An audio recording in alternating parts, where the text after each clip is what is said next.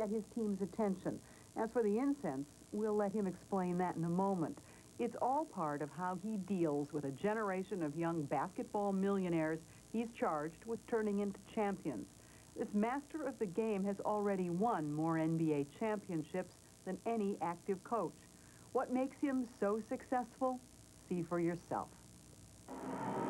Before the game begins, as the Lakers take the floor, in L.A., the hip are happening and the famous are gathering.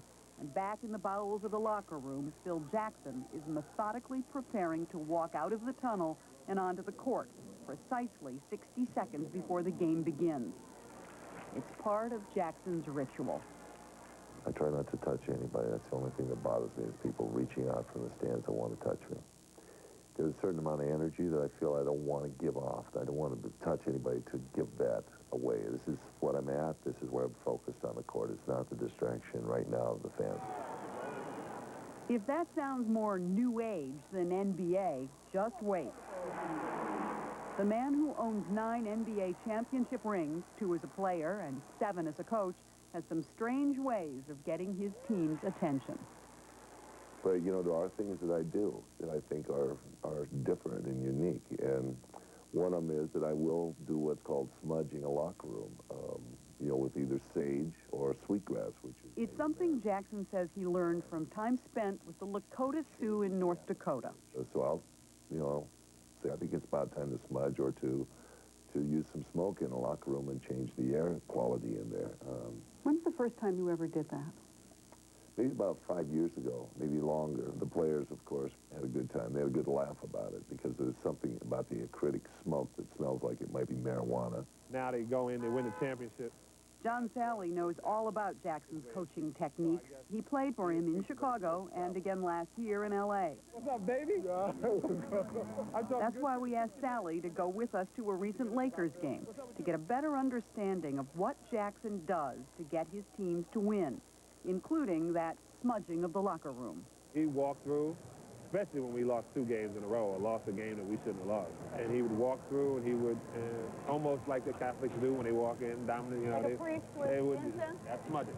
Evil spirits don't like the smoke. The positive spirits that you awaken within the body. What's up, brother? How you living? Watch a game with John Salley and you'll learn other Jackson tricks, including what Salley says is Jackson's wordless way of communicating with players. A mind meld, you might call it. If you ever see him staring, he's not staring at a guy like a boxer. He's literally talking to him on a higher plane. He's trying to meditate his words to him, trying to get into wherever he's at and try to connect spiritually with him. He's really doing that. You believe that? I'm sure of it. You know, there are people who are going to be listening to this who are going to say to themselves, this is nuts. Right. And those people don't have these. Oh, did I blind you? And that's the point. John Salley won 2 of his 4 championship rings playing for Jackson. And in the NBA, the ring is the thing. And the Chicago Bulls have won their first ever NBA championship. In Chicago, Jackson's Bulls won 6 titles. And while Michael Jordan may get most of the credit, Jordan didn't win the NBA's biggest game until Jackson became his coach. In Los Angeles, he did it again. In his first season, Jackson's team won the championship. That's why players who might be reluctant converts don't question, at least openly, a coach who says to be successful, he must balance his masculine side with his feminine side. Heart space is what Jackson calls it. What's your feminine side? It has to do a lot with, you know, opening up your heart space and seeing people from where they're at. Have a lot of sympathetic ear to their plights as people. There is a time to be tough, and there's also a time to really kind of touch those other areas, spiritual, emotional, and intellectual. But toughness is a big part of Jackson's success. He says his ultimate weapon is deciding who plays and who stays on the bench, and he's not afraid to use it. We watched it happen in Philadelphia, where Jackson took his entire first string, including Shaquille O'Neal and Kobe Bryant, out of one of the season's biggest games. It was the start of the 4th quarter. The Lakers were down by 12, and they were sent to the sidelines. I didn't like the way we were playing, and as a result of how we were playing, I felt that I had to make a statement, and the statement was if you don't play team basketball, sit down. Yeah, I'm willing to take a loss if it means that we get better because of it. Shaquille O'Neal, who had gone 7 seasons without a championship, lobbied the Lakers to hire Jackson. You were once quoted as saying that you felt that Phil Jackson was your white father. Somebody once told me that somewhere in the world there's somebody that looks like you and acts like you. And Phil Jackson is a white version of my father.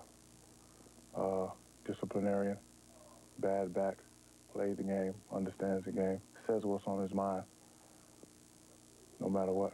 All right, let's do the high screen roll. This is their knee situation. And here's the key to what Jackson teaches.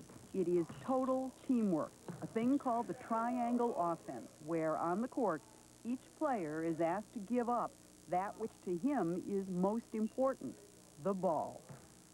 This is a game I try to coach also, in which everybody gets the ball and everybody moves the ball and everybody has a feel for the ball. We have this idea of this is a community game, what we run as a system, and then we can live this community life. And its message is unselfishness.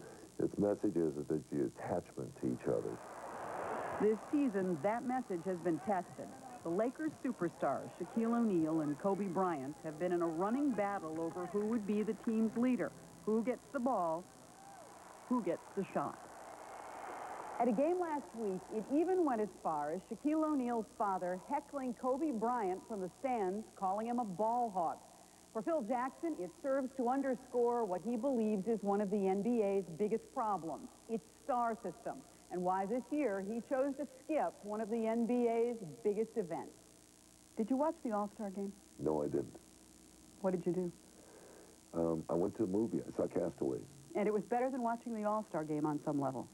The All-Star game is kind of a slap in the face to basketball by making it a game of only superstars who only play one-on-one. Basically, they don't play a conceptualized game where 5 people play together.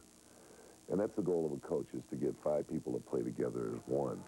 There's something else that bothers Jackson. He believes the NBA is drafting players who are too young and too unprepared to manage the basic details of daily living.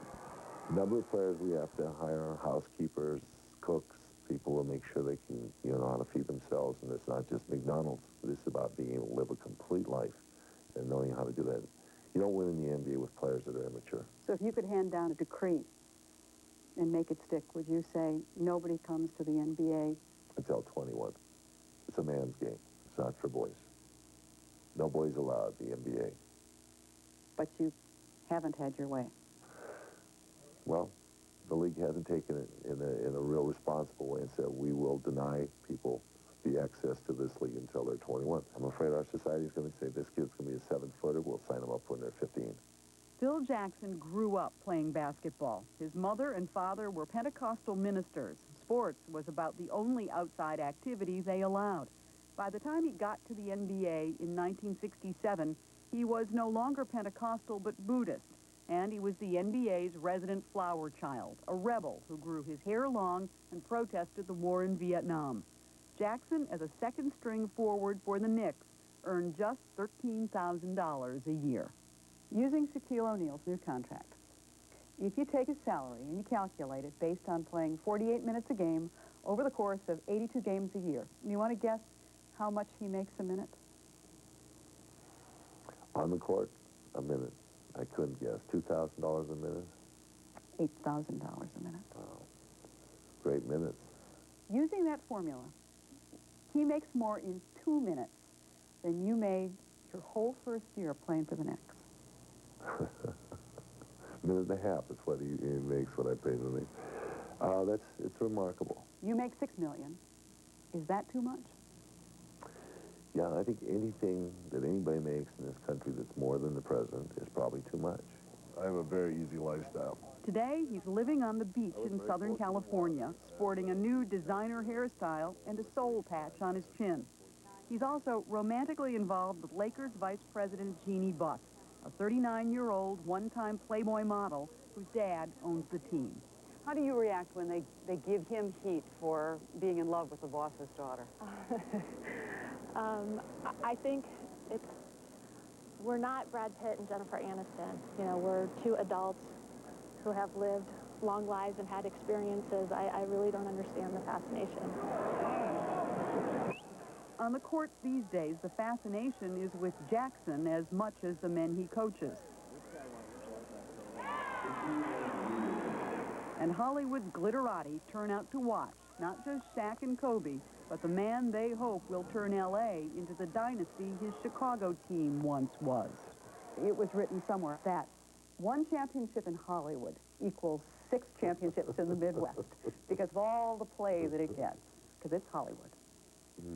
That's a great quote. I like that a lot. I don't know how true that is, and we'll see how it works because it's transient. Glory is really transient here. It's here today and gone tomorrow. They're on to the next pitcher. Phil Jackson's addiction to basketball has carried a very high price. Physically, his walk tells it all. Bad knees, bad hips, bad back. Basketball has also left this 55-year-old father of 5 with 2 broken marriages. His second one to wife June is just ending after 25 years. He says in his newly published book, More Than a Game, that when he was offered the Lakers job, June Jackson asked him to choose basketball or her. You're talking about your marriage, and you say, June felt that I was unable to commit to my relationship or my family because my career was too important to me. She saw me mired in my fame and my day-to-day habits, a prisoner of my own past. Well, I wrote those words, so, you know, I can vouch that, you know, that is what, you know, she felt. And unfortunately, I couldn't convince her otherwise. I mean, I carry this desire of my team or my group to be the best with me 24 hours a day. And it's those hours in practice that Jackson says he values the most, where he and his team try and connect in a way that's as much about life as it is basketball. The most important thing that they learn is that they play together. Because if they play for themselves, which is the allure, that they become disjointed and disengaged from each other. Is it possible that you in your own way have become a minister as your mom and dad were ministers? That's succinctly what I would say. You know, it's just a group of 12 instead of, you know, 200. The 12 apostles.